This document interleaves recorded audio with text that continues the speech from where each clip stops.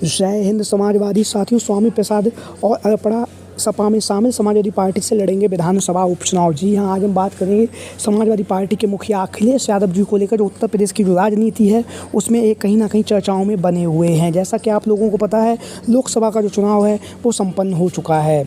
जहाँ पर लोकसभा का चुनाव संपन्न हुआ है, उसी के साथ ही साथ अब समाजवादी पार्टी देश की तीसरी सबसे बड़ी पार्टी बन चुकी है और जिसके 37 सांसद जीत कर लोकसभा में पहुँच चुके हैं, जो लगातार जनता के विभिन्न मुद्दों पर लगातार भारतीय जनता पार्टी पर हमलावर हैं और लगातार जनता की जो आवाज़ है, जिस उम्मीद और भरोसे से जनता ने उन्हें सांसद बनाया है, उस उम्मीद और भरोसे पर खरा उतर रहे हैं। लगातार उत्तर प्रदेश के जो 37 सांसद समाजवादी पार्टी के हैं, वो लगातार सदन में भारतीय जनता पार्टी पर प्रश्न पूछ रहे हैं। वहीं पर जहां पर लोकसभा का चुनाव संपन्न हुआ है, उसी के साथ ही साथ अब उत्तर प्रदेश में 10 विधानसभा सीटों पर उपचुनाव होने जा रहा है। जिस उपचुनाव में समाजवादी पार्टी की तरफ से मजबूती के साथ अखिलेश यादव जी बैठक कर रहे हैं। बैठक करने के साथ साथ हर परिस्थिति में जिताऊ प्रत्याशियों को अखिलेश यादव जी चुनावी मैदान में उतारने के लिए लगातार प्रयासरत हैं। लगातार दावा किया जा रहा है कि अखिलेश यादव जी ज़्यादा से ज़्यादा प्रत्याशियों को, जीतने वाले प्रत्याशियों को चुनावी मैदान में उतारेंगे। और उसके साथ ही साथ जो जातीय समीकरण को साधते हुए अखिलेश यादव जी उत्तर प्रदेश की जहाँ पर 10 विधानसभा सीटों पर उपचुनाव है, उन सीटों पर प्रत्याशियों के नाम का मंथन का दौर जो है वो जारी है। और लगातार अखिलेश यादव जी के द्वारा 2 विधानसभा सीटों से समाजवादी पार्टी के प्रत्याशियों का नाम का ऐलान कर भी दिया गया है। पहला है मिल्कीपुर की विधानसभा सीट से जो अजीत प्रसाद पासी, अवधेश प्रसाद पासी के पुत्र हैं, उनके टिकट का ऐलान कर दिया गया है। और वहीं पर जो दूसरी है वो है सीसामऊ की विधानसभा सीट, इरफान सोलंकी की जो पत्नी है नसीम सोलंकी का जो टिकट है वो तय कर दिया गया है। जहां पर अखिलेश यादव जी ने प्रत्याशियों के नाम का ऐलान किया है, वहीं पर अब आप लोगों को पता है उत्तर प्रदेश की जो भारतीय जनता पार्टी है की जो सरकार है, उस सरकार पर लगातार अखिलेश यादव जी हमलावर हैं। और हमलावर होने के साथ साथ लगातार अखिलेश यादव जी के एक एक करके जो मुद्दे हैं जनता के, उन मुद्दों को उठा रहे हैं। लगातार मजबूती के साथ जो सरकार है उसका घेराव कर रहे हैं उत्तर प्रदेश की भारतीय जनता पार्टी की सरकार का।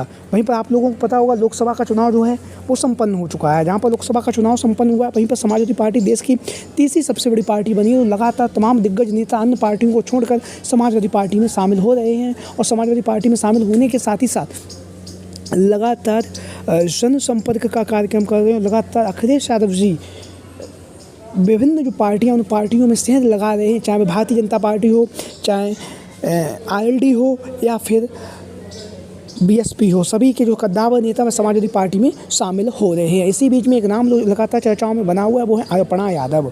अर्पणा यादव, जैसा कि आप लोग इन तस्वीरों के माध्यम से देख रहे हैं, मुलायम सिंह यादव जी की छोटी पुत्रवधू हैं। और छोटी पुत्रवधू होने के साथ ही साथ अर्पणा यादव का जो नाम है वो कहीं ना कहीं भारतीय जनता पार्टी के जो कद्दावर नेताओं में गिना जाता है। हालांकि 2022 के विधानसभा के चुनाव से पहले अर्पणा यादव ने समाजवादी पार्टी के मुखिया अखिलेश यादव जी का साथ छोड़कर, समाजवादी पार्टी को छोड़कर भारतीय जनता पार्टी में शामिल हो गई थी। जहाँ पर भारतीय जनता पार्टी में शामिल हुई, उसके बाद उम्मीद लगातार लगाई जा रही थी कि अर्पणा यादव को भारतीय जनता पार्टी 2022 के विधानसभा के चुनाव में कहीं ना कहीं से टिकट देगी, लेकिन ऐसा नहीं हुआ। भारतीय जनता पार्टी ने अर्पणा यादव को कहीं से टिकट नहीं दिया। उसके बाद लगातार चर्चाएं चली कि भारतीय जनता पार्टी अर्पणा यादव को लोकसभा के चुनाव में टिकट चुनावी मैदान में उतारेगी। लोकसभा का चुनाव भी संपन्न हो गया, लेकिन अर्पणा यादव को भारतीय जनता पार्टी ने कहीं से टिकट नहीं दिया। जहां पर लगातार वह टिकट के इंतजार में बनी रही, लगातार अपना जो कार्य था वह कार्य करती रही। वहीं पर आप लोगों ने देखा भी होगा, दिनेश लाल यादव निरहुआ के पक्ष में उन्होंने धर्मेंद्र यादव के खिलाफ जाकर प्रचार प्रसार भी किया। हालांकि प्रचार प्रसार करने के बाद भी अर्पणा यादव को जो है, अब जो खबरें आ रही कि अर्पणा यादव को जो महिला आयोग का अभी कुछ समय पहले भारतीय जनता पार्टी ने उन्हें जो उपाध्यक्ष का जो पद दिया है, उसके बाद से लगातार अर्पणा यादव की जो नाराज़गी की जो खबरें हैं वो लगातार चर्चाओं में बनी हुई हैं। लगातार दावा किया जा रहा है कि अर्पणा यादव इस पद से खुश नहीं है और वह इसीलिए उन्होंने अभी तक ये जो पद जो उन्हें अर्पणा यादव को मिला है, उस पद का उन्होंने पदभार नहीं संभाला है। और पदभार न संभालने के साथ ही साथ लगातार वह भारतीय जनता पार्टी से नाराज़ बताई जा रही हैं अपर्णा यादव, जैसा कि आप लोगों को यह बात विदित होगी पहले से ही। और इसी के साथ ही साथ आप लोगों को एक बात और भी चर्चाओं में बनी हुई है, वो है कि अपर्णा यादव भारतीय जनता पार्टी से नाराज़ हैं और उसके साथ ही साथ समाजवादी पार्टी के राष्ट्रीय महासचिव अपने ससुर शिवपाल सिंह यादव जी से उनकी मुलाकात हो चुकी है और वह समाजवादी पार्टी में शामिल होने के लिए भी राजी है। इस तरह की खबरें लगातार चर्चाओं में बनी हुई हैं और वहीं पर शिवपाल सिंह यादव जी लगातार जनसंपर्क कर रहे हैं, लगातार लोगों के बीच में जा रहे हैं विधानसभा उपचुनाव को लेकर, जहाँ से कटहरी की विधानसभा सीट से उन्हें विधानसभा का जो प्रभारी है वो अखिलेश यादव जी के द्वारा बनाया गया है। वहीं पर अपर्णा यादव को समाजवादी पार्टी में शामिल को लेकर भी लगातार शिवपाल सिंह यादव जी की जो निगाहें हैं वो बनी हुई हैं। लगातार शिवपाल सिंह यादव जी समीकरण को समझ रहे हैं और वहीं पर अभी तक भारतीय जनता पार्टी के द्वारा कोई प्रतिक्रिया नहीं दी गई है, ना ही अपर्णा यादव और ना ही शिवपाल सिंह यादव जी ने जो अपर्णा यादव के समाजवादी पार्टी में शामिल होने की जो खबरें हैं उस पर अपनी कोई प्रतिक्रिया दी है। लेकिन चर्चाओं का बाजार गर्म है और लगातार अपर्णा यादव का जो नाम है समाजवादी पार्टी में शामिल होने को लेकर लगातार चर्चाओं में बना हुआ है।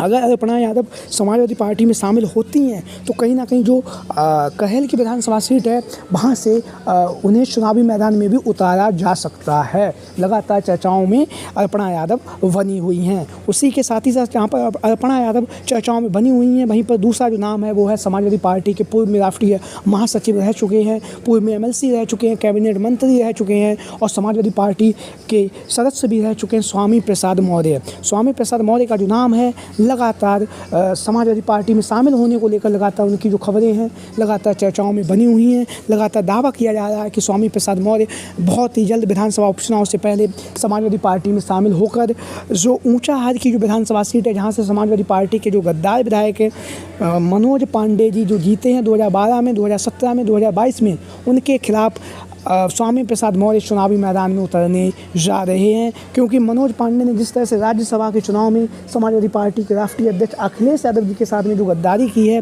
वो कहीं ना कहीं चर्चाओं में बनी हुई है। और जहां पर गद्दारी चर्चाओं में बनी हुई है वहीं पर अखिलेश यादव जी अब मनोज पांडे को हराने के लिए जिताऊ प्रत्याशी को ढूंढ भी रहे हैं। क्योंकि विधानसभा उपचुनाव होना तय है ऊंचाहार की विधानसभा सीट से और यहाँ से अगर हम बात करेंगे तो यहाँ से स्वामी प्रसाद मौर्य से अच्छा कैंडिडेट समाजवादी पार्टी के पास शायद ही कोई हो। क्योंकि स्वामी प्रसाद मौर्य यहाँ से उनके जो पुत्र हैं उत्कर्ष मौर्य, इनके खिलाफ 2 बार चुनावी मैदान में उतर चुके हैं, 2012 और 2017 में। बहुत ही मामूली से अंतर से जो मनोज पांडे हैं वह चुनावी मैदान में जीते जाते हैं। लेकिन अब स्वामी प्रसाद मौर्य का जो नाम है लगातार ऊंचाहार की विधानसभा सीट पर चर्चाओं में बना हुआ है। लगातार दावा किया जा रहा है कि स्वामी प्रसाद मौर्य बहुत ही जल्द समाजवादी पार्टी में शामिल होने जा रहे हैं। क्योंकि स्वामी प्रसाद मौर्य ने 2022 के विधानसभा के चुनाव से पहले जितने भी नेता समाजवादी पार्टी में शामिल हुए थे उसमें से बहुत सारे जो नेता हैं वह सांसद भी बन चुके हैं, कुछ विधायक भी बने हैं। तो स्वामी प्रसाद मौर्य के जो नेता हैं